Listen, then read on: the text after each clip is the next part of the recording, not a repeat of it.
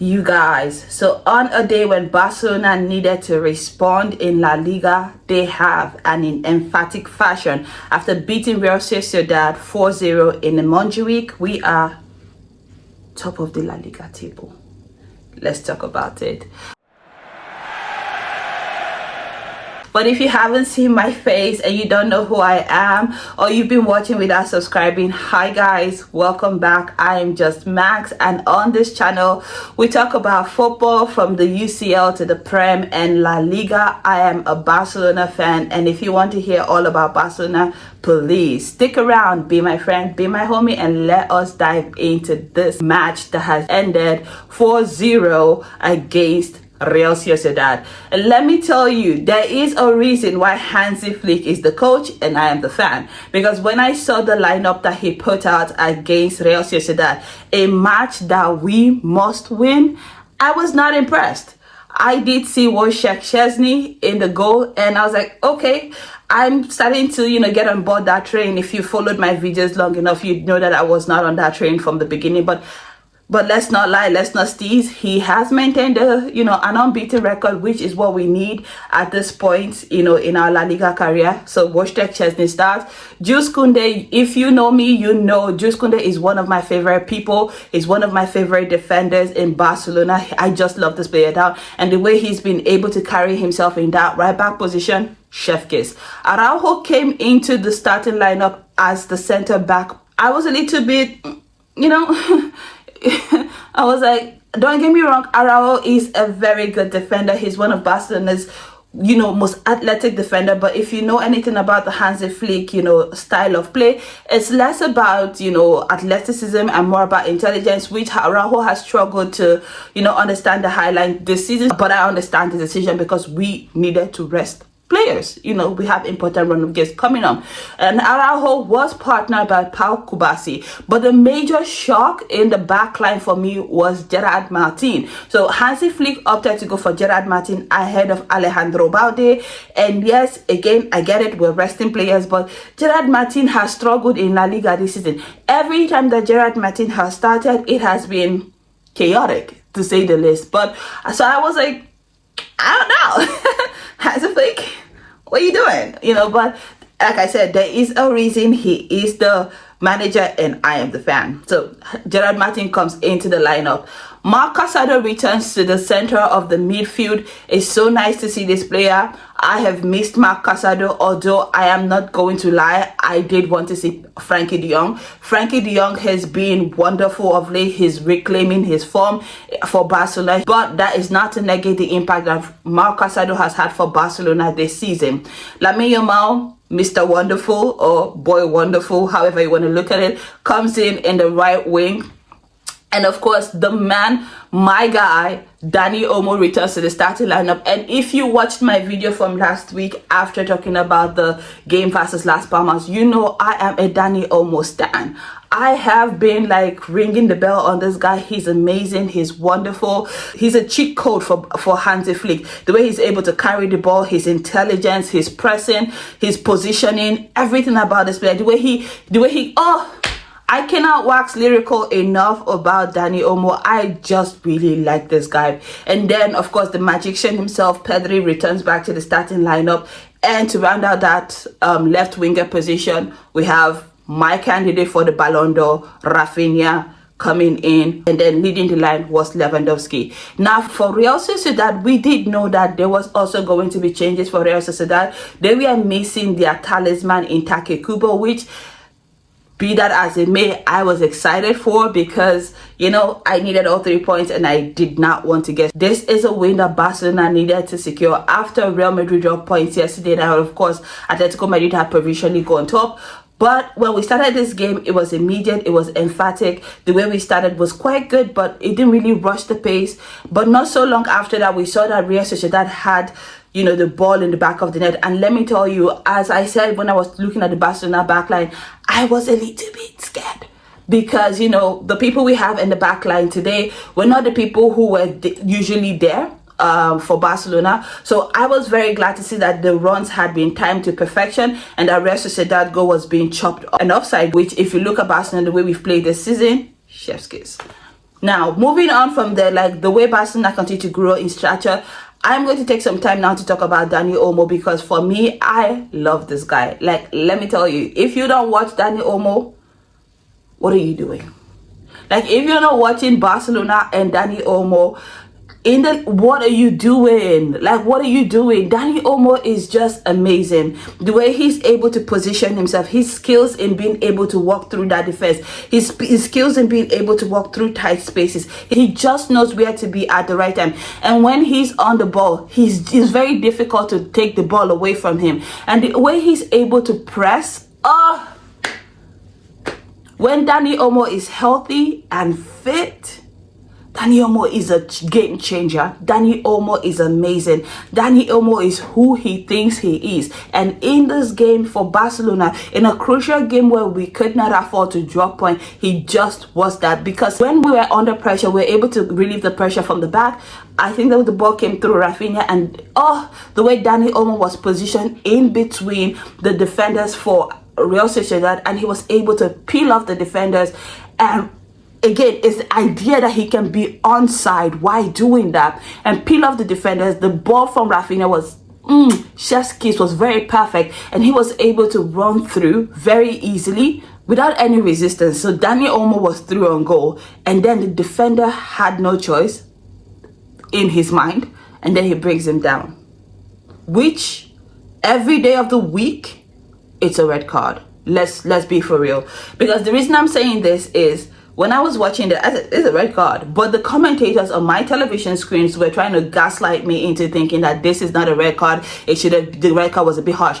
The guy was the last line of defense. Dani Olmo had been able to break through. He was running on the goalkeeper, and the guy brought him down. Now let's talk about defensive IQ.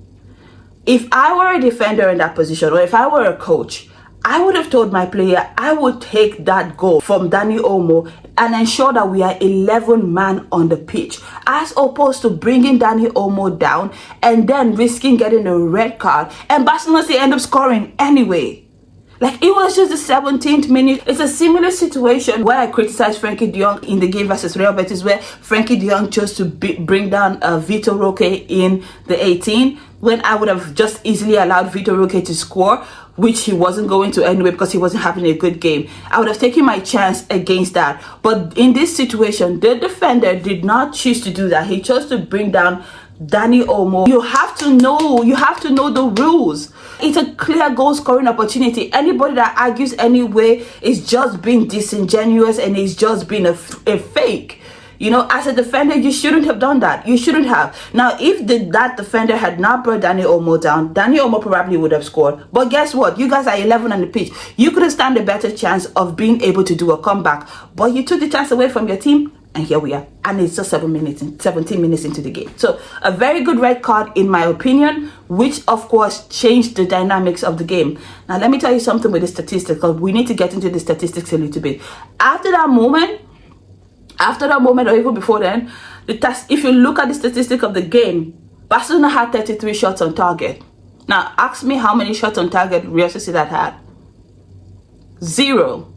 Yeah, 0. Why? Because from then onwards, it was exhibition football. Why? Because they couldn't come out. They were pinned. That Barcelona had a pinned. Shots on target, 33 shots on target, 10 shots on goal. Like, Chesney could have just gone and joined the crowd and nothing would have happened. But the Real Sociedad goalkeeper, he was working for his urgent 2K today. He ended his shift. And the fact that he only considered 4 goals, he tried. In my opinion, he tried. Because it could have been more. You know, Pedri hit the bar at some point. It really could have been more. Possession-wise, again, bearing in mind that they were a man down. It was a 77% possession versus a 23% possession. That red card really hurt them. Then when you look at the passes completed, Barcelona were just running circles around Real Sociedad.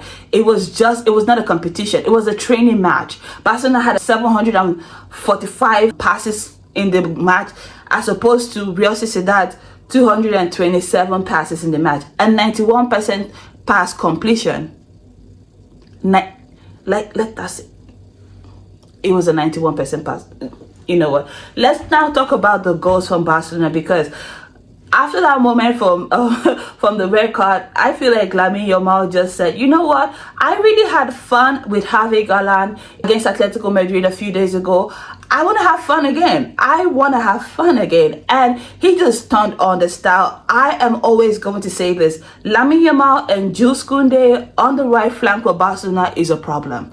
Both of them, they combine so well. They understand each other. It's almost telepathic.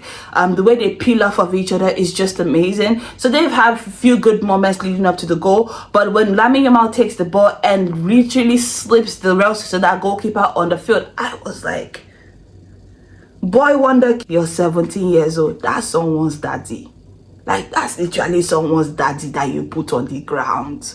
He put a very good pass to Dani Olmo. And again, it's that awareness, positional IQ. Dani Olmo is not a player that just needs to absolutely be a main character.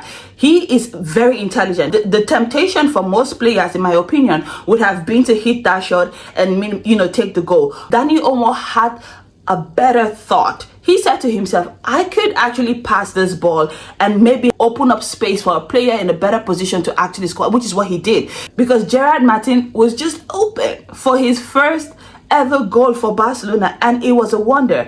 Listen, he has played through the Castilla, Barcelona, and he has never scored for Barcelona. And this is the first ever professional goal. And what a way to do it. What a stage. And again, all of this is thanks to the boy wonder kid, boy wonder Lamine Yamal, and the, you know, intelligence play of my guy Dani Olmo. And that's how Barcelona got rolling.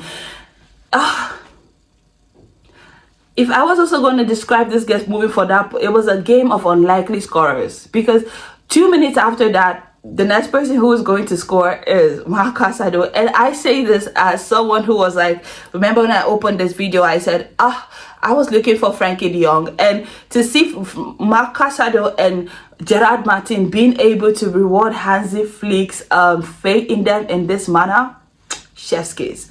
Like, because Marc Casadó threw a corner kick from Rafinha, which comes out to Dani Olmo in the edge of the box. Now, the commentators all through this game were annoying to me, because they were like, oh, why do you keep on leaving Dani Olmo open? Why are you... They are a man down. What do you want them to do? They are a man down. And Dani Olmo is just intelligent. He knows where to be at the right time. And Dani Olmo was just at the edge of the box. This time around, I'm not going to mince words and say, oh, he didn't mean to do it. He wanted to hit on goal. You know, it takes a deflection of Marc Casadó, the best kind of deflection that you could ever want. And it goes straight in the net. 2 minutes, 2 goals, Barcelona up and running. And I said to myself, yeah, where are all the people who had written, hate, saying Barcelona, delay the drafts? We are back in business. And for the umpteenth time in La Liga, we have a change at the top of the table. And I say, yes, let's go. Absolutely. Let's go. And let me tell you, this game was not the best from Barcelona's front three. Lamine Yamal was great. He was boy wonder kid. He was doing what needs to be done. But Lewy, Rafinha, they did not look the best. Rafinha had some, loose passes, but I'm always going to let that go, because Rafinha is my candidate for the Ballon d'Or. He's done enough in my opinion. But Lewandowski, I'm always going to say that Barcelona, we need to sign a striker. We cannot do this next season. We cannot. Lewandowski cannot be an out-and-out striker. Granted, he did score today, but he could have very well had a hat-trick. He could have very well had an hat-trick. He did not, because, get me a striker. Get me Alexander Isak or Victor Gyökeres ASAP, because times are running out. Anyway, the second half we come in, it was more of the same. Barcelona continued to put the press on Real Sociedad. My guy Pedri, he's just doing what needs to be done. Another goal by Barcelona, and it's this time again Araújo, which is another player that just you don't expect to see in the starting lineup these days, because Inigo Martinez has really cemented his position as pairing with Pau Kubasi. And so to come into the fray and then to reward Hansi Flick with a goal, I say, Lord, Hansi Flick has coached these boys to the T. And I want to take a moment here to appreciate our gaffer. I want to take a moment to appreciate Hansi Flick, because this team is the same team that Xavi Hernandez said could not compete in La Liga. The only difference in this team right now is Dani Olmo. But this is the same crop of squads that Xavi Hernandez said could not compete with Real Madrid and Atlético Madrid in La Liga. But this team is a team that Hansi Flick has managed to identify a starting 11 and a backups 11. Like, because the people who played today, up in the 55th minute, he made wholesale changes. We had Ferran Torres coming, we have Fermin Lopez coming, we have Pedri go out, we have Pau Kubasi go out. Like, he made a lot of changes and nothing changed. They still had the same levels of intensity. They still had the same levels of press. It was amazing the way Barcelona were able to carry the ball forward. They just looked good. And you had to ask yourself, how?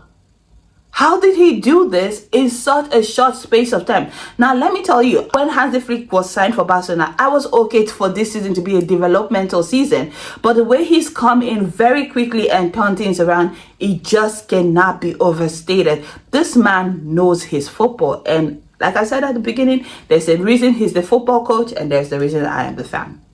And I love every minute of it. To round off this performance, Barcelona did end up getting a 4-goal through Lewandowski. And then it's a 4-0 win, but, you know, for us, we've been spoiled this season. I was really looking forward to getting the 5th goal when Pedri hit that bar. I was like, oh, I would have loved for him to get, you know, a good goal, you know, just to wrap it up. Because, I don't know, a lot of people be arguing.